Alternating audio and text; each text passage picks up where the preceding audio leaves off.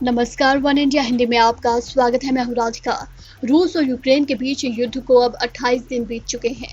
रूसी सेना लगातार यूक्रेन के कई शहरों पर हमले कर रही है। दोनों देशों में कोई भी झुकने के लिए तैयार नहीं है।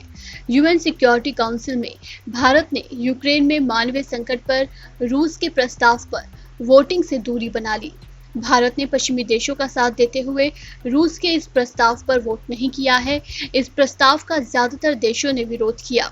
रूस ने इस प्रस्ताव में कहा था, मानवीय कर्मी, महिलाएं और बच्चों सहित यूक्रेन के नागरिक पूरी तरह से सुरक्षित हैं। लोगों की सुरक्षित और उन्हें तेजी से निकालने को सक्षम बनाने के लिए बातचीत के लिए संघर्ष विराम का आह्वान किया। इसमें यूक्रेन में बढ़ती मानवीय जरूरतों को स्वीकार किया गया था, लेकिन रूसी आक्रमण का उल्लेख किए बिना था, जिस वजह से विशेष रूप से इस प्रस्ताव की व्यापक रूप से आलोचना की गई, क्योंकि इसमें यूक्रेन पर इसके आक्रमण के बारे में उल्लेख नहीं किया गया था। अमेरिका ने इस पर कहा कि ये रूस की बेशर्मी है कि उसने ये प्रस्ताव पेश किया है कि यूक्रेन में मानवीय संकट का अंतर्राष्ट्रीय समुदाय समाधान निकाले, जिसके लिए सिर्फ खुद रूस ही जिम्मेदार है। इस प्रस्ताव पर सिर्फ रूस और चीन ने ही समर्थन में वोट किया, जबकि 13 देशों ने इस प्रस्ताव से दूरी बना ली।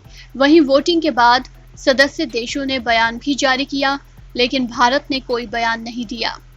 इससे पहले कई मौकों पर भारत ने यूक्रेन पर रूस के आक्रमण पर प्रस्तावों पर सुरक्षा परिषद में 2 बार और 1 बार महासभा में मतदान में हिस्सा नहीं लिया था। उधर यूक्रेन पर रूसी हमले के 4 हफ्ते पूरे हो चुके हैं। यूक्रेन की आर्मी भले ही संख्या बल में कम हो, लेकिन वो रूसी सैनिकों का जमकर मुकाबला कर रहे हैं। 24 फरवरी को रूस ने यूक्रेन पर हमला शुरू किया था। माना जा रहा था कि रूसी हमले के सामने यूक्रेन जल्द ही घुटने टेक देगा, लेकिन अब तक यूक्रेन रूस का डटकर मुकाबला कर रहा है। रूस हर दिन उलझता ही नजर आ रहा है। यूक्रेन में तबाही मचाने के साथ ही रूस को भी इस युद्ध में काफी नुकसान झेलना पड़ रहा है। भारी संख्या में रूसी सैनिक भी मारे गए हैं और अभी भी युद्ध के खत्म होने के दूर दूर तक कोई आसार नजर नहीं आ रहे हैं।